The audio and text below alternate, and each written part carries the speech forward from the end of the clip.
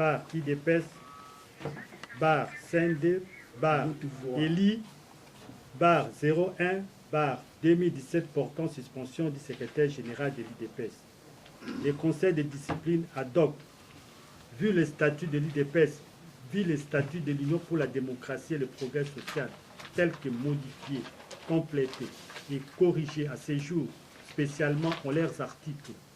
19, 28, alinéa 7,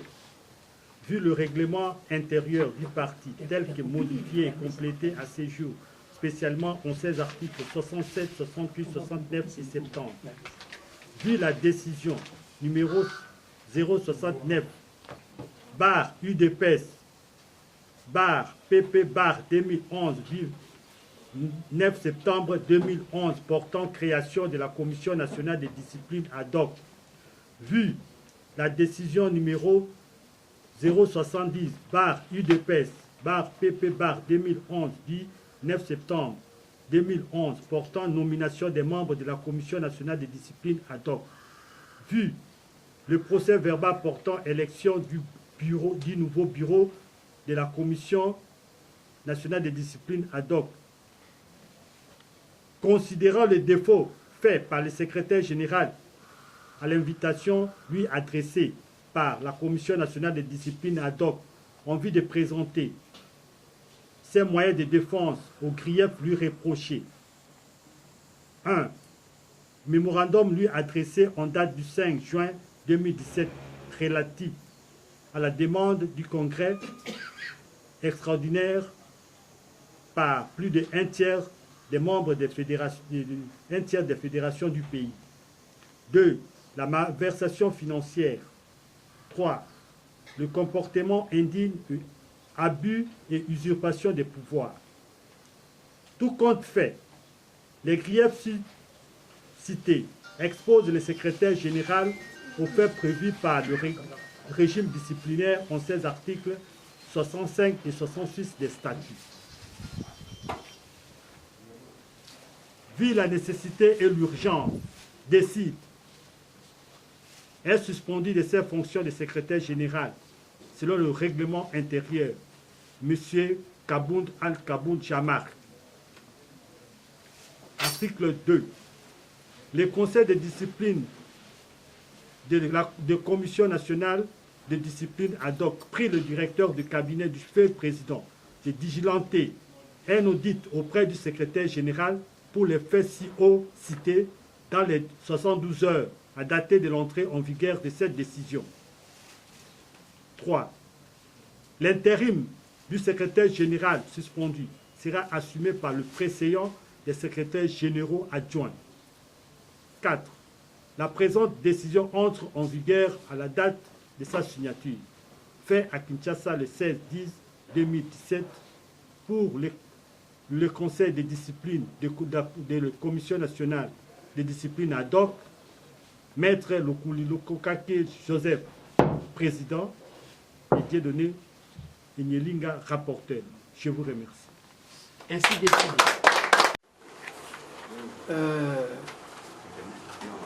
Président fédéraux, il y a intérieur, il y a IDPS.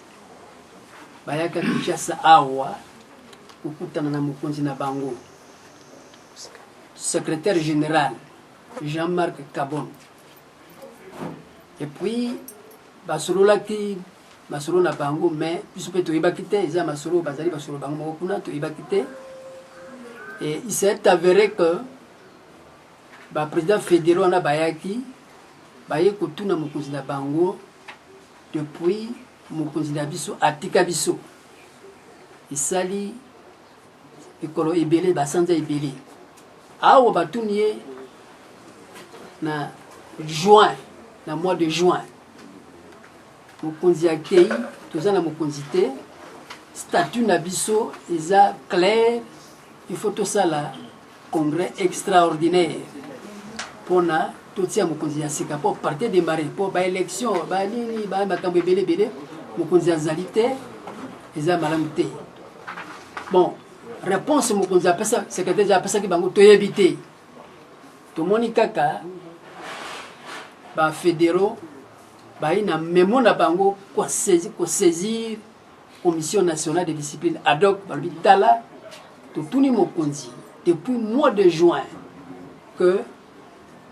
tout ça là congrès extraordinaire pour la totia mokonzi na biso nsima ya liwa ya mokonzi na lelo oyo suite ezali te tala ka makambo mpe ezobaluka ezokende eza lokola parti ekomi na problème epa na ye toza kozwa réponse te alors baye epa na commission nationale de discipline commission atali likambo wana amoni ke eza mwa makasi parce que on ne peut pas éventuellement congrès extraordinaire les a prévu dans les circonstances hein bakao il fait ça les mayang bon mokonzi azozongisa ba collaborateur na réponse ya malamu te eri kolbanini il faut que to bengisa ye pour na tout na ye raison pour laquelle commission va examiner alors ba mon opportunité ya ko bengisa secrétaire général pour na tozo ba éclaircissement entre ye na ba fédéraux na ye. Comment expliquer yo za mokonzi munene pour ba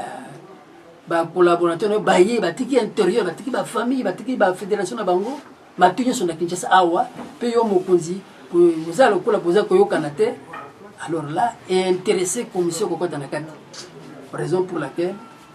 tendait que invitation que aya na kami balo monaki awa pour tout manaki que procédure ordinaire pour tout na deux procédure ordinaire ou tout bengisi yo pour tout attendre à charge et à décharge na procédure de flagrance auto parce que c'est très grave ça makambo ya congrès comme lokola baza copine ina batu non il faut tout mettre clair raison pour laquelle la commission à travers le conseil des a estimé que il faut que